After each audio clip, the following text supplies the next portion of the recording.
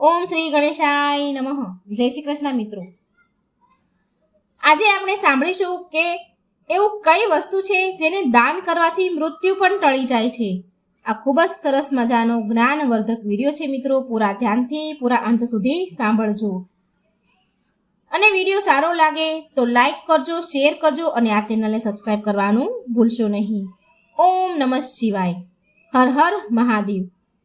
કહેવાય છે કે મૃત્યુ એ પરમાત્મા દ્વારા નિયુક્ત કરવામાં આવેલું એવું કાર્ય છે જેને તો કોઈ લોભથી લોભાવી શકે નહીં, જેને કોઈ કિંમતી વસ્તુથી ખરીદી શકાય નહીં, જેને ના કોઈ શસ્ત્રથી ડરાવી શકે કે ના કોઈ એના કોઈ લોજિકથી ભ્રમિત કરી શકે. મૃત્યુ જીવનનું અટલ સત્ય છે. જ્યારે તેનો સમય આવે છે ત્યારે તે આવી જ જાય છે. તે સમયે ગમે તેટલો લોભ દેખાડો, તાકાત દેખાડો, ગમે તેવું તમારું પદ હોય, પ્રતિષ્ઠા હોય, એનો ઉપયોગ કરો, છતાં પણ તમે મૃત્યુને ટાળી શકો નહીં. ગમે એટલા જ્ઞાનથી એને ભટકાવવાની કોશિશ કરી લો, છતાં પણ તેનાથી એક શ્વાસ પણ વધારે નહીં જીવી શકો. એ તમને લઈને જ જશે. એ જ આ વાર્તામાં આપણે જાણીશું કે એવું કયું કાર્ય છે કે જેનાથી મૃત્યુ ટળી જાય છે. તો મિત્રો, નિવેદન છે આ વાર્તાને અંત સુધી પૂરી જરૂર સાંભળજો અને આ ચેનલને સબસ્ક્રાઈબ કરવાનું ભૂલશો નહીં. અને કોમેન્ટ બોક્સમાં ભગવાનનું નામ જરૂર લખજો. એક સમયની વાત છે. એક પર્વતના શિખર પર બહુ બધા પક્ષીઓની સભા ભરાણી. બધા જ પક્ષીઓ ટોળામાં બેઠા હતા. ટોળાને ટોળા બેઠા. બધા પક્ષીઓની વચ્ચે ધર્મ વિશે ચર્ચા ચાલતી હતી. તે ધર્મ ચર્ચામાં એક પ્રશ્ન ઊભો થયો. બધા પક્ષીઓ વચ્ચે હંસોના રાજા બેઠા હતા. વિશાળ પંખવાળા મોર પક્ષીઓ પણ બેઠા હતા.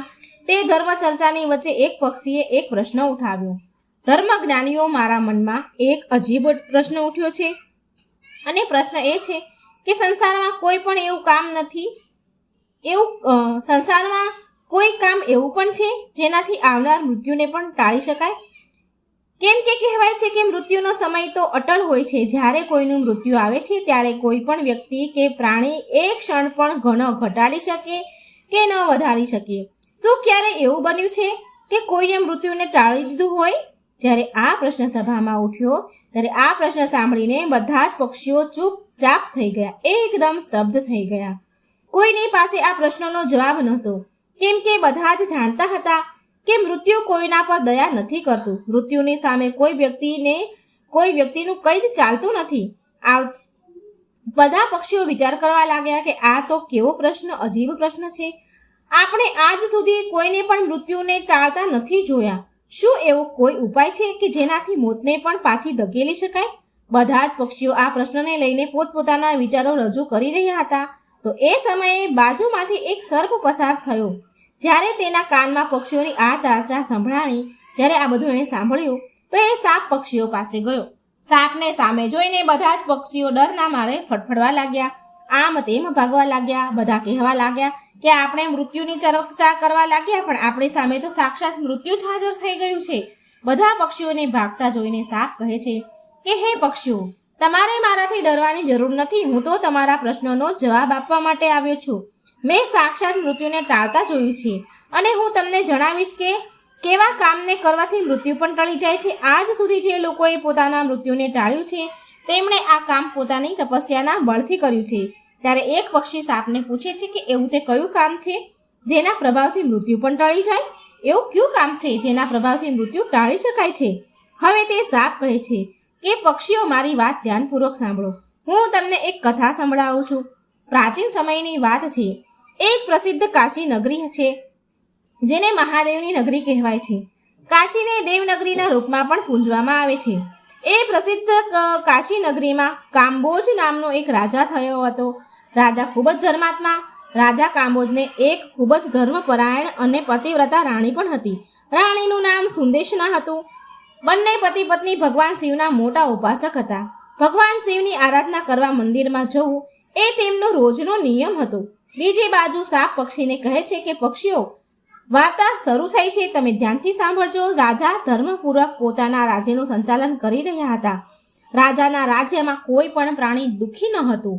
સમસ્ત જનતા સુખ અને વૈભવથી સંપન્ન હતી. ચારેય બાજુ આનંદ કિલોલ જ હતું. ખુશીથી લોકો જીવતા. એક જ ઘાટ પર ગાય અને સિંહ પાણી પીતા હતા. આ બાજુ સાપ પક્ષીઓને સંભળાવે છે કે હે પક્ષીઓ, આ પ્રકારે ધીરે ધીરે સમય પસાર થયો, પરંતુ રાજાને તે કોઈ સંતાન હતું નહીં. રાજાનું આયુષ્ય હવે પૂરું થવા આવ્યું હતું. તેમની ઉંમર થઈ. તેમના ઘરમાં હજુ પણ કોઈ બાળકનો જન્મ થયો નહીં. એક દિવસની વાત છે કે મહારાજ કાંબોજ કાશીનગરીની એક પ્રસિદ્ધ શેરીમાં પસાર થઈ રહ્યા હતા. ત્યારે બીજી બાજુથી સવારમાં એક કચરા વાળવાવાળા, ઝાડુ વાળવાવાળા પતિ પત્ની ગલીમાં શેરીમાં કચરો સાફ કરી રહ્યા હતા. જ્યારે તે બંનેએ સામેથી રાજાને આવતા જોયો તો બંને પતિ પત્નીએ મોઢું ફેરવી નાખ્યું. એ બંનેનો આવો વ્યવહાર જોઈને રાજા કાંબોજને ગમ્યું નહીં. મહારાજ તે સમયે તો ભગવાન શિવની પૂજા કરવા માટે મંદિર જઈ રહ્યા હતા, માટે એ કંઈ બોલ્યા નહીં, એ બંનેને કંઈ કહ્યું નહીં. પરંતુ જ્યારે તે રાજ દરબારમાં આવ્યા ત્યારે તેમણે પોતાના એક સૈનિકને મોકલીને કહ્યું કે તમે જાઓ અને પેલા કચરા વાળવાવાળા પતિ પત્નીને મારા દરબારમાં બોલાવી લાવો, તેની સાથે મારે થોડી વાત કરવી છે. એ સૈનિક કચરો વાળવાવાળાને ત્યાં, ગલીઓ શેરીઓ સાફ કરનાર કચરાવાળાને ત્યાં ગયો અને જેણે મહારાજને જોઈને મોં ફેરવું લીધું હતું, સૈનિક તેને એ બધી વાત જણાવે છે. ત્યાં અમને કહ્યું કે તમને રાજા દરબારમાં બોલાવે છે. તે ઝાડુ વાળનાર વ્યક્તિ મનમાં વિચારે છે કે રાજાનો તો આદેશ છે, માટે જવું તો પડશે, ટાળી શકાય તો નહીં, એટલા માટે જવું પડશે. પરંતુ પુત્રહીન રાજાનું મોં જોવું ખૂબ જ ખરાબ કહેવાશે.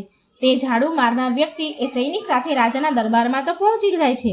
થોડા સમય બાદ મહારાજના દરબારમાં જઈને તે ઊભો થઈ જાય છે અને મહારાજાને દંડવત પ્રણામ કરે છે. મહારાજ કહેવા લાગે, અરે ભાઈ, મને એક વાત જણાવ. આજે પ્રાતઃકાળે હું જ્યારે ભગવાન શિવના મંદિરે જતો હતો ત્યારે તમે બંનેએ પતિ પત્નીએ મને જોઈને મોં કેમ ફેરવી લીધું? તે વ્યક્તિ ખૂબ જ નિર્ભય હતો અને તે કહેવા લાગ્યો કે મહારાજ, ભલે તમે મને મૃત્યુ દંડ આપી દો, તે છતાં પણ મને કોઈ જ વાંધો નથી, પરંતુ હું સત્ય જ કહીશ. હે મહારાજ, તમારે ત્યાં તો પરમ વિદ્વાન અને શ્રેષ્ઠ ઋષિગણ અને રાજ પુરોહિત હાજર છે. જો હું ખોટું બોલું તો તમે તેમને પૂછી લેજો. સવારમાં કોઈ તમારું મોં જોઈ લે તો તેનો આખો દિવસ ખરાબ થાય, કેમ કે તમે સંતાનહીન છો, તમારે સંતાન નથી, તમે વાંજ્યા છો, એટલા માટે મેં તમને જોઈને મોં ફેરવી લીધું હતું. રાજા આ સાંભળીને ખૂબ ચિંતા થવા લાગી અને અચંબિત થઈ ગયા અને મનમાં વિચાર કરવા લાગ્યા કે આ વ્યક્તિ એકદમ સાચું કહી રહ્યો છે. જો કોઈ દેશનો રાજા પુત્રહીન હોય તો વાસ્તવમાં સારું ન કહેવાય. મિત્રો, તે રાજાએ ઝાડુ મારનારને તેના ઘરે મોકલી દીધો અને મનમાં વિચાર કરે છે કે મારે ભગવાન શિવના મંદિરે જઈને એક પુત્રેષ્ઠ યજ્ઞ કરાવવો જોઈએ. આવો વિચાર કરવા લાગ્યો અને મહેલમાં પોતાના કક્ષમાં જઈને પોતાની મહારાણીને કહેવા લાગ્યો કે હે રાણી, આપણા નગરના આપણું મોં જોવાથી ખૂબ જ તકલીફ થાય છે. આપણા નગરના લોકોને આપણું મોં જોવું ગમતું નથી, કારણ કે આપણે સંતાન નથી, નિસંતાન છીએ, આપણને કોઈ પુત્ર કે પુત્રી નથી. ચાલો ભગવાન શિવના દરબારમાં જઈ અને ભગવાન વિશ્વનાથને આરાધના કરીશું કે તે આપણને એક પુત્ર પ્રદાન કરે. આવો વિચાર કરી રાજા કાંબોજ અને રાણી સુદેશના બંને ભગવાનના શિવ મંદિરમાં જાય છે અને ત્યાં જઈને તેમણે એક પુત્રેષ્ઠ યજ્ઞનું આયોજન કર્યું. રાજા રાણીને પુત્રેષ્ઠ યજ્ઞ કરવા છતાં પણ સંતાન પ્રાપ્ત થયું નહીં. રાજાનો પુત્રેષ્ઠ યજ્ઞ પણ નિષ્ફળ થઈ ગયો. જેણે યજ્ઞ કરાવ્યો હતો તે પણ તે જાણીને ચિંતિત થઈ ગયો કે આજ સુધી મેં જેટલા પણ યજ્ઞ કરાવ્યા છે એમાંથી કોઈ પણ યજ્ઞ નિષ્ફળ નથી ગયો. લાગે છે કે રાજાના ભાગ્યમાં જ ખોટ છે. રાજાના ભાગ્યમાં ભગવાને સંતાનનું સુખ લખ્યું જ નથી, એટલા માટે તો આ પુત્રેષ્ઠ યજ્ઞ નિષ્ફળ થઈ ગયો. આ બાજુ પર્વતના શિખર પર તે સાપ કહે છે કે હે પક્ષીઓ, રાજા પણ ખૂબ જ ધીરજવાન હતો. આ વાતથી રાજા સહેજ પણ વિચલિત ન થયા. રાજાએ પોતાના મંત્રીને કહ્યું કે હે મંત્રી, તમે મારી ગેરહાજરીમાં આ રાજ્યનું સંચાલન કરો. હવે હું ભગવાન શિવની આરાધના કરીશ. આવો નિર્ણય કરી રાજા ભગવાન શિવના મંદિરમાં બેસીને તેમની તપસ્યા કરવા લાગ્યા અને આવી રીતે ધીમે ધીમે તપસ્યા કરતા રાજાને 6 મહિના જેટલો સમય ગયો. આ બાજુ ભગવાન શિવ પણ વિચાર કરવા લાગ્યા કે મારે મારા આ ભક્તની પાસે જવું જોઈએ. એ સમયે ભગવાન શિવ રાજાની સામે પ્રગટ થયા અને કહેવા લાગ્યા કે હે રાજન, હું તારાથી ખૂબ જ પ્રસન્ન થયો છું. તું વરદાન માંગ. તું મારી પાસેથી વરદાન ઈચ્છું છું તે માંગી લે. તું મારી પાસેથી શું વરદાન ઈચ્છી છે? રાજાએ કહ્યું, એ ભગવાન, તમે તો અંતર્યામી છો, બધાના જ મનની વાત જાણો છો. રાજાની વાત સાંભળીને ભગવાન શિવ કહે છે કે રાજન, અમે તો તારા ભાગ્યમાં 7 જન્મો સુધી કોઈ પણ સંતાન નથી આમ તો, પરંતુ તે મારી આરાધના કરી છે એટલા માટે હું તને એક પુત્ર આપું છું. પરંતુ ધ્યાન રાખજે, તે પુત્રનું આયુષ્ય ફક્ત 20 વર્ષનું હશે. 20 વર્ષ સુધી તે તને પુત્રનું સુખ આપીને પોતાના સ્થાને પાછો જતો રહેશે. રાજાએ વિચાર્યું કે ભલે 20 વર્ષ માટે પણ મારા માથેથી પુત્રહીન હોવાનું કલંક તો મટી જશે. રાજાએ કહ્યું કે જે પણ હોય ભગવાન, તમે મને પુત્ર પ્રદાન કરો. કહેવાય છે કે ગુણવાન મનુષ્ય થોડા સમયમાં ઘણું બધું કરી જાય છે. જીવન ભલે ને નાનું હોય પરંતુ સત્કર્મોથી યુક્ત હોવું જોઈએ. ત્યારબાદ ભગવાન શિવ પોતાના આયુષ્યમાન નામના ગણને બોલાવ્યો અને તેને કહ્યું કે તમે જાઓ અને 20 વર્ષ માટેના આ રાજાના પુત્ર રૂપમાં જન્મ લો. ભગવાન શિવ પાસેથી આ વરદાન પ્રાપ્ત કરીને રાજા પાછા પોતાના મહેલમાં આવી ગયા અને બધી જ વાત તે પોતાની રાણી અને રાજા પુરોહિતને જણાવે છે. ભગવાન શિવે મને વરદાન આપ્યું કે હવે આપણા ઘરમાં અવશ્ય પુત્ર જન્મ લેશે. ધીરે ધીરે સમય પસાર થયો. ભગવાન શિવના વરદાન અનુસાર રાણી સુદેશના ગર્ભ ધારણ કરે છે. આ જોઈને રાજાના મહેલમાં ખુશીની લહેર પ્રસરી. રાજા ખૂબ જ પ્રસન્ન થયા. સમય અનુસાર ભગવાન શિવના એ તેજસ્વી ગણે રાજાના પુત્રના રૂપમાં જન્મ લીધો. આ જોઈને રાજા અને રાણી ખૂબ પ્રસન્ન થયા. આખા નગરમાં ઉત્સવ મનાવવામાં આવ્યો કે મહારાજના ઘરે પુત્રનો જન્મ થયો. આખા નગરવાસીઓ ખૂબ ખુશ થયા. આખા નગરને સજાવવામાં આવ્યું અને આખા નગરમાં ખુશીઓ મનાવવામાં આવી. બ્રાહ્મણે તે પુત્રનું નામ આયુષ્યમાન રાખ્યું. ધીરે ધીરે આયુષ્યમાન મોટો થવા લાગ્યો. રાજકુમાર આયુષ્યમાન પોતાના પિતાની જેમ ખૂબ જ ધર્માત્મા અને ભક્તિ પ્રધાન હતો. રાજાનો પુત્ર ખૂબ જ ઝડપથી મોટો થવા લાગ્યો. ધીમે ધીમે સમય પસાર થવા લાગ્યો. પોતાના ઘરમાં પુત્ર આવવાથી રાજા હંમેશા પ્રસન્ન રહેતા. પુત્રના લાડ પ્રેમ અને લાલન પાલનમાં રાજા તે વાત ભૂલી જાય છે કે તેમના પુત્રનું આયુષ્ય ફક્ત 20 જ વર્ષનું છે. જ્યારે તે પુત્રની ઉંમર 14 વર્ષની થઈ ત્યારે તે જ સમયની વાત છે કે બીજા એક રાજ્યનો રાજા હતો ચંદ્રસેન. રાજા ચંદ્રસેનને એક પુત્રી હતી જેનું નામ ચંદ્રલતા હતું. ચંદ્રલતા રૂપ અને યૌવનમાં ઇન્દ્રની અપ્સરાઓ જેવી હતી. એ ખૂબ જ સુંદર હતી, રૂપનો અંબાર. ચંદ્રલતા પણ ખૂબ જ દાન ધર્મ કરતી હતી. બાળપણથી જ તેને પોતાના મા બાપ પાસેથી ધર્મ કર્મ કરવાના સંસ્કાર મળ્યા હતા. તે બધા જ જીવો પર દયા રાખતી. સવારમાં વહેલી ઉઠીને બધા જ પક્ષીઓને દાણા નાખતી અને પોતાના દરવાજે આવેલા કોઈ પણ ભિક્ષુકને, જરૂરિયાતમંદને, વ્યક્તિને, સાધુને, સંતોને ખાલી હાથે જવા દે નહીં. જે તેના દરવાજે આવતું હતું તે દરેક ભૂખ્યાને ભોજન કરાવતી હતી. તે રાજકુમારી પણ ધીરે ધીરે મોટી થવા લાગી છે. મહારાજ ચંદ્રસેનને જ્યારે રાજા કાંબોજના પુત્ર આયુષ્યમાન વિશે જાણ્યું કે મહારાજ કાંબોજના ઘરે એક ખૂબ જ ધર્માત્મા અને તેજસ્વી પુત્ર છે, એવો વિચાર કરીને રાજા ચંદ્રસેને પોતાની પુત્રીનો સંબંધ કરવા માટે રાજા કાંબોજને ઘરે ત્યાં વાત મોકલી. બીજી બાજુ રાજા કાંબોજને મનમાં વિચાર કર્યો કે મારા પુત્રનું આયુષ્ય 20 વર્ષનું જ છે. મારે તેના વિવાહ કરાવી દેવા જોઈએ અને તેને ત્યાં કોઈ પુત્ર જન્મ લેશે તો મારો વંશ આગળ વધશે. આમ વિચાર કરીને રાજા કાંબોજે પોતાના પુત્રનો સંબંધ નક્કી કરી દીધો અને થોડા જ સમયમાં જ રાજકુમારી ચંદ્રલતાના વિવાહ રાજકુમાર આયુષ્યમાન સાથે થઈ ગયા. રાજકુમારી ચંદ્રલતા ખૂબ જ પતિવ્રતા હતી. તેનો એક નિયમ એ પણ હતો કે જ્યાં સુધી તે કોઈ ભૂખ્યા પ્રાણીને, વ્યક્તિને ભોજન ન કરાવી દે ત્યાં સુધી તે ભોજન કરતી ન હતી. ધીરે ધીરે સમય પસાર થતો ગયો. આ બાજુ રાજાને લાગવા લાગ્યું કે તેમના પુત્રનું મૃત્યુ નજીક આવી ગયું છે. તેનું 20 વર્ષનું આયુષ્ય પૂર્ણ થવા આવ્યું છે. રાજા તો પહેલેથી જાણતા જ હતા, કેમ કે ભગવાન શિવે તેમને બધું જ જણાવી દીધું હતું કે તમારા પુત્રનું આયુષ્ય ફક્ત 20 વર્ષનું હશે. રાજાએ તે વાત કોઈને પણ જણાવી ન હતી. ધીરે ધીરે રાજાની ચિંતાઓ વધતી જતી હતી. જેમ જેમ રાજકુમારની ઉંમર વધતી હતી તેમ તેમ રાજાની ચિંતા પણ વધતી રહી. જ્યારે રાજકુમારનું આયુષ્ય પૂરું થવામાં ફક્ત 3 જ દિવસ રહી ગયા ત્યારે રાજા વિચાર કરવા લાગ્યા કે હવે હું શું કરું? મારા પુત્રને 3 દિવસ બાદ કાળ ભરખી જશે. પુત્ર મોહના કારણે ભગવાન શિવના વરદાનને રાજા ભૂલી જાય છે અને પુત્રમાં આસક્ત હોવાને કારણે તે બીમાર પડી જાય છે. રાજા આ વાત જણાવીને બધાને ચિંતામાં નહોતા નાખવા માંગતા. હવે રાજાએ ભોજન કરવાનું પણ મૂકી દીધું.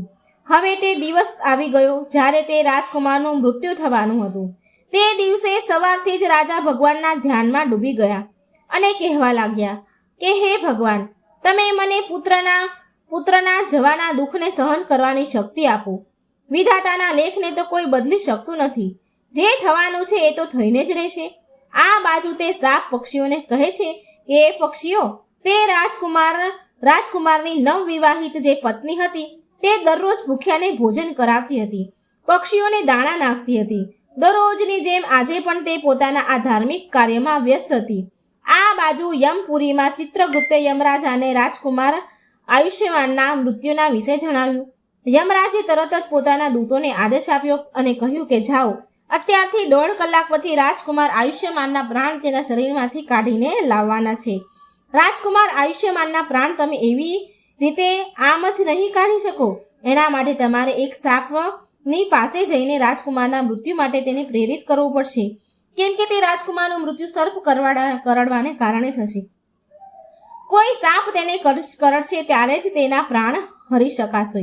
યમરાજાએ પોતાના દૂતને કહ્યું, ચાલો હવે ઉતાવળ કરો અને 1.5 કલાકની અંદર જ એના પ્રાણ લઈ આવવાના છે.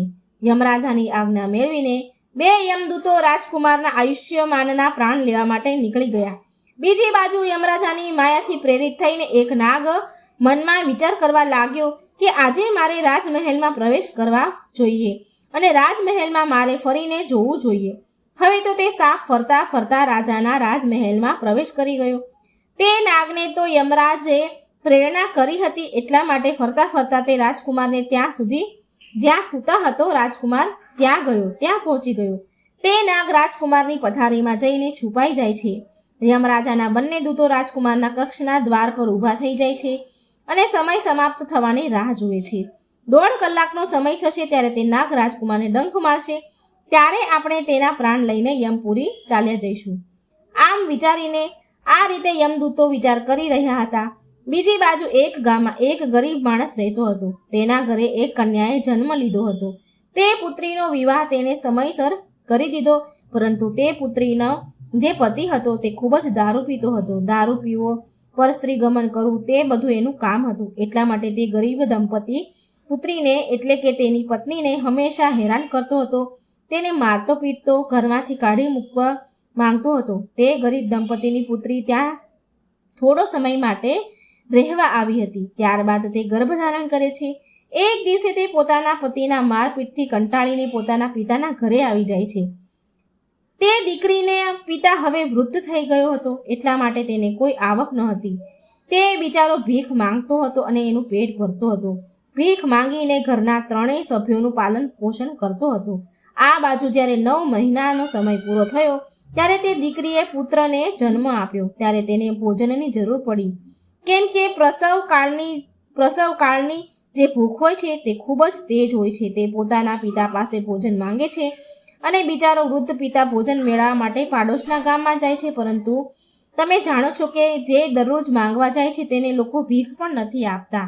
ગરીબી સૌથી મોટો શ્રાપ છે. જેને દેહ ધર્યો છે માટે સૌથી મોટું અપમાનજનક કષ્ટ છે. ગરીબી પથ્થરથી પણ વધારે ભારે હોય છે. સૌથી મોટું દુઃખ ગરીબીનું હોય છે. તે ગરીબને કોઈ ખાવા માટે 4 દાણા પણ નથી આપતું. બીજી બાજુએ દીકરીને ખૂબ જ ભૂખ લાગે છે, ખૂબ જ હેરાન થઈ રહી છે. ત્યારે તે દીકરી પોતાના પિતાને કહે છે, પિતાજી, હું ભૂખના કારણે મરી રહી છું. ભોજન વગર 3 દિવસ પસાર થઈ ગયા છે. તમને ભીખમાં કંઈ મળ્યું હોય તો મને ખાવા માટે આપો, નહીં તો હું મારા બાળકને જ ખાઈ જાઉં છું. ત્યારે તે વૃદ્ધ પિતા કહે છે, હે પુત્રી, તું આવું ન કરીશ. હું આજે પ્રયત્ન કરું છું ભોજન મેળવવા માટે. મને જે કંઈ પણ મળશે તે લઈને હું જલ્દી જ આવી જઈશ. આજે હું કાશીપુરીમાં જઈશ. ત્યાંના જે રાજા છે તેમના દ્વાર ઉપર જઈને ભીખ માંગુ છું. જો કંઈ ખાવા મળશે તો હું તરત જ લાવીશ. આવો વિચાર કરીને વૃદ્ધ પિતા ચાલવા માંડ્યા. રાજકુમાર આયુષ્યમાનની ધર્મપત્ની હતી ચંદ્રલતા. તે દરરોજ ગરીબોને ભોજન આપતી. તે દિવસે મહારાજ તો બીમાર હતા. પોતાના પુત્રની ચિંતાના કારણે તે બીમાર થઈ ગયા. એટલા માટે આજે તેણે કોઈ ભોજનનું વિતરણ કર્યું નહીં, પરંતુ તેણે પોતાના પતિ માટે જે ભોજન બનાવ્યું હતું તેમાં ઘણા પ્રકારના વ્યંજન મૂકીને ભોજનનો થાળ તૈયાર કરીને રાખ્યો હતો. તે તેનો પતિ આવશે અને તેમને ભોજન કરાવશે. પરંતુ એટલામાં જ તે વૃદ્ધ પિતા મહેલના દરવાજે પહોંચી ગયા. ભીખ માંગવા આવ્યા હતા એ. આ બાજુ રાજકુમારી ચંદ્રલતા અને તે વૃદ્ધ ગરીબ માણસ દેખાય છે. એ ગરીબ વૃદ્ધને જોઈને તેમને દયા આવી ગઈ.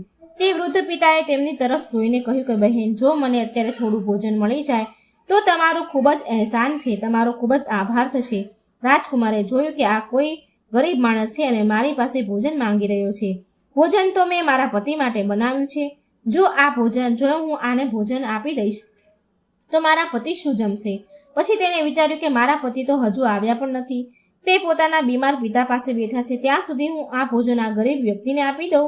મારા પતિ આવી જશે ત્યારે હું તેમને બીજું ભોજન બનાવી આપીશ. આમ વિચાર કર્યો અને રાજકુમારી ચંદ્રલતાએ તે ભોજન પોતાના પતિ માટે જે બનાવ્યું હતું તે 36 પ્રકારના વ્યંજનોને સજાવેલી થાળી એ ગરીબ વૃદ્ધ માણસને આપી દીધી. વૃદ્ધ માણસ તે ભોજન લઈને ચાલ્યો જાય છે. તે ઝડપથી ચાલતા ચાલતા ભોજનને લઈને પોતાના ઘરે આવી જાય છે, કેમ કે તેની દીકરી 3 દિવસથી ભૂખી હતી. બીજી બાજુ એવું બન્યું કે તે રાજાનો પુત્ર આયુષ્યમાન પોતાના પિતાની દેખરેખ રાખીને પોતાના કક્ષ તરફ જઈ રહ્યો હતો. તેના દરવાજા પર 2 યમદૂતો તૈયાર ઊભા હતા અને તે નાગ તેને ડંખ મારવા માટે તેની પથારીમાં છુપાઈને બેઠો હતો. બીજી બાજુ તે વૃદ્ધ માણસે ભોજન લઈ જઈને પોતાની પુત્રીને આપી દીધું. આ બાજુ રાજકુમાર આયુષ્યમાન પોતાના કક્ષ તરફ જઈ રહ્યો હતો. કહેવાય છે કે જ્યારે સારો સમય ચાલતો હોય છે ત્યારે આ બધું જ સરસ રીતે થાય છે. તમારે ધ્યાન રાખવું જોઈએ કે કોઈ પણ આપત્તિને કાઢવા માટે એક સંકેત જ કાફી હોય છે. જો તમે તે સમયને ઓળખી જાઓ કે તે સંકેત સમજી લો ત્યારે મોટામાં મોટી આપત્તિ પણ ટળી જાય છે. રાજકુમારે જ્યારે પગથિયા પર પગ મૂક્યો ત્યારે તેને છીંક આવી. બીજી બાજુ તેનો નક્કી કરેલો સમય પૂરો થવાનો હતો. યમના દૂતો ખૂબ જ ઉતાવળા થઈ રહ્યા હતા કે 1.5 કલાકનો સમય પૂરો થવાનો જ છે અને તેમાં થોડીક ક્ષણ બાકી હતી. બીજી બાજુ તે નાગ પણ ગુસ્સામાં બેઠો હતો. રાજકુમારીની આવવાની રાહ જોઈ રહ્યો હતો. તે રાજકુમાર આવશે અને હું તેને ડંખ મારીશ. બીજી બાજુ તે વૃદ્ધ પિતાએ ભોજન લઈને તેની પોતાની પુત્રીને આપ્યું. પુત્રીએ જ્યારે ભોજન ખાધું ત્યારે તે પૂછવા લાગી કે પિતાજી, આ ભોજન તમને કોણે આપ્યું છે? ત્યારે તેના પિતાએ કહ્યું કે પુત્રી, આ ભોજન અહીંના રાજાની પુત્રવધુએ આપ્યું છે. અહીંના રાજાની જે પુત્રવધુ છે એણે મારા પર દયા કરીને આ સ્વાદિષ્ટ ભોજન મને આપ્યું છે. ભોજન જોઈને તે દીકરીના આત્મામાંથી આશીર્વાદ નીકળવા લાગ્યા. તે ભગવાનને પ્રાર્થના કરવા લાગી કે હે ભગવાન, જેણે મને ભોજન આપ્યું છે તેનો સુહાગ અમર થઈ જાય. તે હંમેશા સૌભાગ્યવતી બનીને રહે. જેવો જ તે ભોજનની થાળીમાંથી ગ્લાસ પોતાના મોં તરફ લઈ લે છે એ સમયે તેના આત્મામાંથી આશીર્વાદ નીકળે છે કે આ ભોજન આપનારનો પતિ અમર થઈ જાય. કહેવાય છે કે સાચા આત્મામાંથી નીકળેલા આશીર્વાદ જરૂર ને જરૂર પડે છે. આ બાજુ તે દીકરીનો આશીર્વાદ ભગવાન પાસે જાય છે ત્યારે ભગવાન શિવનું સિંહાસન હલવા લાગ્યું. આ શું થઈ રહ્યું છે? શિવજી વિચારે કે મારું સિંહાસન કેમ ડોલી રહ્યું છે? ભગવાન શિવ મનમાં વિચાર કરવા લાગ્યા, દુનિયામાં એવું શું બનવા જઈ રહ્યું છે? તેમણે તરત જ નારદ મુનિને બોલાવ્યા અને કહ્યું કે તમે 3 લોકમાં જઈને આવો અને જુઓ કે 3 લોકમાં શું ઘટના બનવા જઈ રહી છે. નારદ મુનિ એવા હતા કે જે પળ માત્રમાં 3 લોકની જાણકારી લાવવામાં સક્ષમ હતા. આ બાજુ નારદ મુનિએ જોયું અને તેમને બધું જ સમજમાં આવી ગયું. ભગવાન શિવ પાસે જઈને કહે છે કે પ્રભુ, એક વિચિત્ર દ્રશ્ય દેખાઈ રહ્યું છે. રાજા કાંબોજના પુત્રના મૃત્યુનો સમય આવી ગયો છે. યમદૂત દરવાજા પર ઊભા છે. નાગ તેની પથારીમાં ફેણ માંડીને બેઠો છે. રાજકુમાર પગથિયા ચડીને ઉપર જઈ રહ્યો છે. જેવો જ તે પોતાનો પલંગ પર જઈને બેસશે ત્યારે નાગ તેને ડંખ મારશે. બીજી બાજુ તે વૃદ્ધ પિતાની પુત્રી રાજકુમારી એ આશીર્વાદ આપી રહી છે. તેના આત્મામાંથી આશીર્વાદ નીકળી રહ્યા છે કે તેનો સુહાગ અમર થઈ જાય.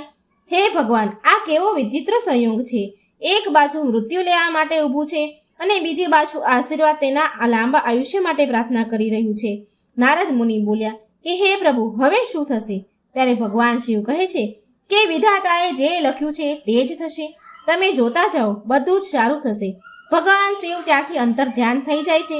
બીજી બાજુ તે રાજકુમાર પગથિયા ચડીને પોતાના પલંગ તરફ જઈ રહ્યો છે. આ બાજુ યમદૂતો તૈયાર ઊભા છે અને વિચારવા લાગે છે કે હવે આપણું કામ થઈ જશે. બીજી બાજુ રાજકુમાર પોતાના પલંગ પર જઈને બેસે છે. જેવો જ નાગ ડંખ મારવાની કોશિશ કરે છે ત્યારે દાનની શક્તિ વચ્ચે આવીને ઊભી થઈ જાય છે, જેના કારણે નાગ શિથિલ થઈ ગયો. તેનાથી ચાલી પણ નહોતું શકાતું. તે નાગમાં હવે આગળ વધવાની શક્તિ રહી નહીં. નાગ વિચારવા લાગ્યો કે હું તો આ રાજકુમારને મારવા માટે આવ્યો હતો, પરંતુ હવે મારાથી ચાલી પણ નથી શકાતું. આ બધું શું થયું? આ બધું તે આશીર્વાદનો પ્રભાવ હતો જે તે ભૂખી દીકરીએ આપ્યો હતો. કહેવાય છે કે જ્યારે શ્રાપ લાગે છે ત્યારે આશીર્વાદ પણ લાગે છે. રાજકુમાર અને નાગની વચ્ચે આશીર્વાદ અને દાનની શક્તિનું કવચ થયું. એ શક્તિ વચ્ચે આવીને ઊભી રહી. રાજકુમારીનું દાન મૃત્યુને આગળ વધવા દેતું નથી. યમદૂત દાનની શક્તિને કહેવા લાગ્યા કે તું અહીંથી ચાલી જા, અમને અમારું કામ કરવા દે, અમે આ રાજકુમારના પ્રાણ લઈને જ જશું. ત્યારે તે દાનની શક્તિ કહે છે, દાનની શક્તિ એને તે આશીર્વાદ કહેવા લાગ્યા, આવું ક્યારેય પણ સંભવ નહીં થાય કે અમારા હોવા છતાં તમે રાજકુમારના પ્રાણ હરી લો. મિત્રો, હવે તે બંનેમાં દલીલ શરૂ થઈ જાય છે અને ત્યારબાદ તે બંને વચ્ચે યુદ્ધ શરૂ થઈ જાય છે અને દાનની શક્તિએ યમદૂતોને આગળ વધવાથી રોકી લીધી. યમુના દૂતો આગળ ના વધી શક્યા અને હારીને તેઓ પાછા યમલોક ચાલ્યા ગયા. ત્યાં જઈને તેઓ યમરાજાને કહેવા લાગ્યા કે મહારાજ, આ કેવી વિડંબના છે. યમરાજાએ કહ્યું કે તમે લોકો ખાલી હાથે કેમ આવ્યા? તમારે તો રાજકુમાર આયુષ્યમાનના પ્રાણ લેવા માટે તમને મેં મોકલ્યા હતા. ત્યારે યમદૂત કહે છે, યમના દૂતો બોલ્યા, મહારાજ, તેના પ્રાણ લાવવા માટે 2 મોટા અવરોધ વચ્ચે ઊભા રહ્યા. તેમની આગળ અમારું કંઈ પણ પ્રકારનું જોર ચાલ્યું નહીં. જવાબ આપો, ક્યાં અવરોધ છે કે જે મૃત્યુની વચ્ચે આવી ગયા? ત્યારે યમદૂતોએ જણાવ્યું કે હે સ્વામી, એક દાનની શક્તિ છે અને બીજા આશીર્વાદની શક્તિ છે. ત્યારે યમરાજા કહે છે કે હે પાર્ષદો, લાગી રહ્યું છે કે જીવોને લાવતા તમે હવે વૃદ્ધ થઈ ગયા છો. હવે હું સ્વયં ત્યાં જઈને જોઉં છું કે એવો કયો અવરોધ છે તે રાજકુમારના પ્રાણ લેવા નડી રહ્યો છે. બીજી બાજુ તે સાપ પક્ષીઓને કહે છે કે એ પક્ષીઓ યમરાજાએ સ્વયં ધરતી લોક પર આવ્યા. હવે ભગવાન શિવે મનમાં વિચાર્યું કે મારે આમની વચ્ચે સમાધાન કરવું જ પડશે. યમરાજા તેમની સામે જીતી શકે અને જો યમરાજા હારી ગયા તો આ કુદરતના નિયમોનું ઉલ્લંઘન હશે. યમરાજા જ્યારે ત્યાં ઉપસ્થિત થયા છે ત્યારે ત્યાં ભગવાન શિવ પણ પ્રગટ થઈ જાય છે. યમરાજાએ ભગવાન શિવને જોયા અને તેમણે ભગવાન શિવના ચરણોમાં પ્રણામ કર્યા. ત્યારે ભગવાન શિવ બોલ્યા, હે યમરાજા, અમે નથી જાણતા તમારા વિધાનના અનુસાર રાજકુમારનું આયુષ્ય પૂરું થઈ ગયું છે, પરંતુ મને એ જણાવો કે શું શ્રાપ નથી લાગતા? શ્રાપ તો મારે ભગવાન વિષ્ણુ અને બ્રહ્માજીએ પણ ભોગવવા પડ્યા છે. શું તમે શ્રાપના કારણે મૃત્યુલોકમાં વિદુરજીના રૂપમાં જન્મ નહોતો લીધો? જણાવો, તમે શા માટે અવતાર ધારણ કર્યો હતો? ત્યારે યમરાજા કહેવા લાગ્યા કે હે પ્રભુ, એ તો મારે ઋષિના શ્રાપનું માન રાખવાનું હતું. ત્યારે ભગવાન શિવજી બોલ્યા કે તમે જ્યારે એક શ્રાપનું માન રાખી શકો છો તો તે જ પ્રમાણે કોઈના આત્મામાંથી નીકળેલા આશીર્વાદનું પણ માન રાખી શકો છો. એને તમે કેવી રીતે નિષ્ફળ કરી શકો? યમરાજા ભગવાન શિવને કહે છે કે હે પ્રભુ, હવે તેનો ઉપાય તમે જ કરો. ત્યારે ભગવાન શિવ બોલ્યા કે તમે આ રાજકુમારનું આયુષ્ય 100 વર્ષનું કરી દો અને 100 વર્ષ પછી તમે તેને લઈ જજો. હવે આ દાનની શક્તિ અને આશીર્વાદના કારણે તેને મૃત્યુને જીતી લીધું છે. હવે ભગવાન શિવના કહેવા પર યમરાજાએ કુદરતના નિયમોમાં પરિવર્તન કર્યું અને તેના આયુષ્યમાનને વધારીને 100 વર્ષનું આયુષ્ય કરી દીધું. ત્યારબાદ યમરાજા યમલોકમાં પાછા પહોંચી ગયા. આ બાજુ રાજકુમાર આયુષ્યમાનનું આયુષ્ય 100 વર્ષનું થયું. એક ભૂખ્યાને ભોજનનું દાન આપવા પર મૃત્યુ પણ ટળી ગયું. આ માટે જ કહેવાય છે કે મનુષ્યના સારા કર્મો, પરોપકાર, પરસેવા મૃત્યુને પણ ટાળવાનું સામર્થ્ય રાખે છે. પરંતુ આપણે એ જોવું જોઈએ કે જેને આપણે કોઈ પણ વસ્તુનું દાન આપી રહ્યા છીએ તે લાયક હોવો જોઈએ, દાન મેળવવા યોગ્ય હોવો જોઈએ. જો તમે સુપાત્રને દાન આપો છો તો તેવા દાનની સામે મૃત્યુ પણ હારી જાય છે. જો તમે કોઈને સેવા કરીને તેના મુશ્કેલ સમયમાં કામ આવીને તેને મદદ કરો છો અને જો તમે કોઈના આશીર્વાદ મેળવો છો તો તે આશીર્વાદ મૃત્યુને પણ ટાળી શકે છે. દાન અને આશીર્વાદની શક્તિ ખૂબ જ પ્રબળ હોય છે. તે શક્તિથી મોટામાં મોટું સંકટ ટળી જાય છે. બીજી બાજુ શિખર પર બેઠેલા એ સાપ પક્ષીને કહે છે કે પક્ષીઓ, હું તે જ સાપ છું જે યમરાજાની પ્રેરણાથી એ રાજકુમારને ડંખ મારવા માટે ગયો હતો. હું તે દિવસે દાનની અને આશીર્વાદની શક્તિને સમજી ગયો હતો. તે દિવસથી આવીને હું આ પર્વત પર ભગવાનનું ધ્યાન કરી રહ્યો છું. આવા ઘણા બધા ઉદાહરણ આ સૃષ્ટિમાં જોવા મળે છે, જેમણે યમરાજાને પણ હરાવી દીધા છે. ત્યારબાદ તે સાપ બોલ્યા, હે પક્ષીઓ, આ રીતે આ વાર્તા સમાપ્ત થઈ છે. જો તમારા મનમાં કોઈ બીજા પ્રશ્ન કે શંકા હોય તો મને જરૂર જણાવજો. મારા અનુભવ જ્ઞાનથી જરૂરથી તેનું હું સમાધાન કરીશ. તો મિત્રો, દર્શક મિત્રો, આપણે આ કથા પરથી આપણને બોધ મળે છે કે આપણે જીવનમાં હંમેશા સારા કર્મ અને ભગવાનની ભક્તિ કરવી જોઈએ. જરૂરિયાતમંદ લોકોને, ભૂખ્યા લોકોને મદદ જરૂર કરવી જોઈએ. ભૂખ્યાને ભોજન જરૂર કરાવવું જોઈએ. આવા સત્કર્મો કરવાથી જો કદાચ કોઈના અંતરના આત્મામાંથી આશીર્વાદ મળી જાય ને તો ગમે તેવા મોટા સંકટો હોય તો પણ તે ટળી જાય છે. સાથે સાથે મૃત્યુ જેવું મહાસંકટ પણ ટળી શકે છે. તો મિત્રો, આજની આ વાર્તા જો તમને સારી લાગી હોય તો વિડીયો લાઈક અને શેર જરૂર કરજો. જય શ્રી કૃષ્ણ. રાધે રાધે. Thank you.